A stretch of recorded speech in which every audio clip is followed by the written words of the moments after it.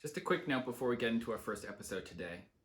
This first episode was supposed to be released sometime last week, and since then, many agencies critical to national security have been hijacked by a Russian hacking group who has been most likely identified to be Cozy Bear, a hacker team that has links to the SVR, a Russian foreign intelligence service. The pandemic has not stopped, and in fact, it has killed many more, with as many as 320,000 Americans dead as of this morning.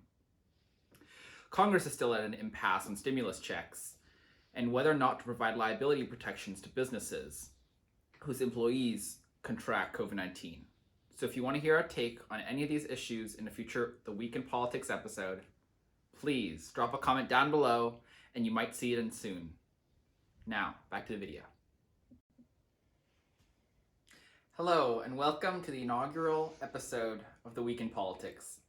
Today I will be speaking with Abby Pierson, a fellow University of Puget Sound student who's studying international political economy.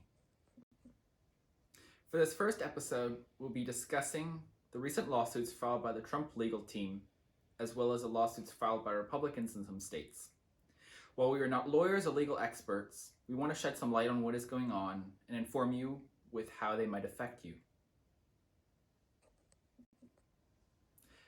My first question for our guest today is any general things you've heard about the lawsuits and their successfulness.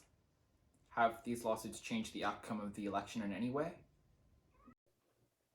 So, how many lawsuits did Trump win and lose? Yeah, so Donald Trump and his allies lost a record-breaking of 59 lawsuits from election day until today. And they filed 60 cases, so that means they only won one lawsuit. And their one victory was really minor, and it had very little impact on the final vote tallies. And were there cases? Did the cases hinge on any underlying law, or were they all very frivolous and speculative? Most of his, all of his lawsuits were hinged on speculation, conspiracies, and social media rumors. Some of his lawsuits depended on the theory that differences among the way counties count and verify absentee ballots were a violation of equal protection and voting rights or whatever. But that's just how our country works. We don't have a centralized voting system. So yeah, there was no legal basis for his lawsuits. They were all just complaints, basically. Mm-hmm. Yeah, that's very interesting. I've always thought about how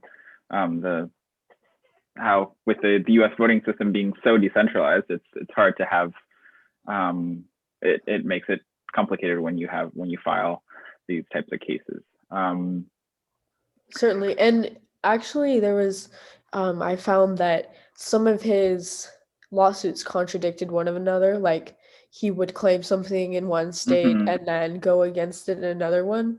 So it's pretty wild.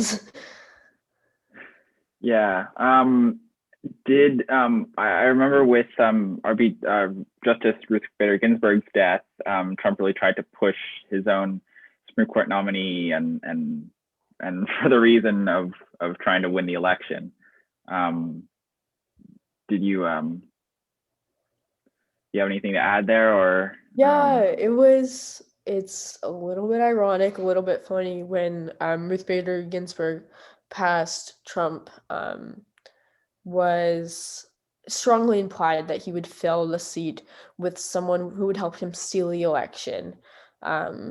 He was quite excited about it, and even with appointing judges that would normally favor him and have a bias towards him, they're still judges and they're not going to go against the law. So I think it was a major loss for Donald Trump, saying that he can't steal everything and that we are still under everyone. No one is above the law, and that was really proven. Yeah, that's so important to remember. I think to remember that no one is above the law, and not even the president, and um, that the rule of law still stands at the end of the day, and That's right. so we all, I think, should remember that. Were there any interesting or significant lawsuits that you looked into? Yeah, so this is good because well this oh my gosh, what am I saying? Can you re-ask the question? Um, yeah. So out of the 60 cases that Trump's legal team, as well as some of the the Republicans in some states have filed, were there any significant ones that stood out to you, or? Yeah, so I looked at this Republican Party versus Book Bar, is that what it was? In which the Republican Party was dealing with mail-in ballots that came in after the deadline, but were marked before the deadline. They wanted to throw them out, not count them. The Supreme Court didn't overrule. The Republican Party wanted the Supreme Court to overrule these the state officials and toss out the ballots, and the justices didn't tell the Republican Party to toss them out, but they also didn't say like to count them. They just said, okay, like we'll review this case later. Um, so that's something that I found fascinating. Hmm. Yeah, I remember seeing the Secretary of State, Kathy Boockvar of Pennsylvania, on several of the news channels, saying that these are just these cases are threatening the legal system, and how on earth why are they being filed?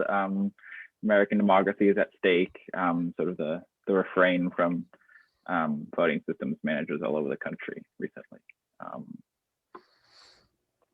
Would you do anything to add, or any I don't know. I concluding think remarks? Trump's lawsuits appear to be more about politics and like controlling the public narrative around the election more than like the actual law, which is kind of dangerous, creating a distrust in our system that we've used for so long. But in any case, whatever he's trying to do, either way, he'll be moving out on January 20th. And the courts aren't going to save him, and the courts are going to back the law. So at the end of the day, the law wins, I guess. Yeah, definitely. I don't know if you've seen in the past few days that Trump has tried to latch onto this conspiracy theory that he can actually, it's been fueled by former General Michael Flynn, that he can institute military law or martial law in a few of the states and rerun the elections, whatever that means.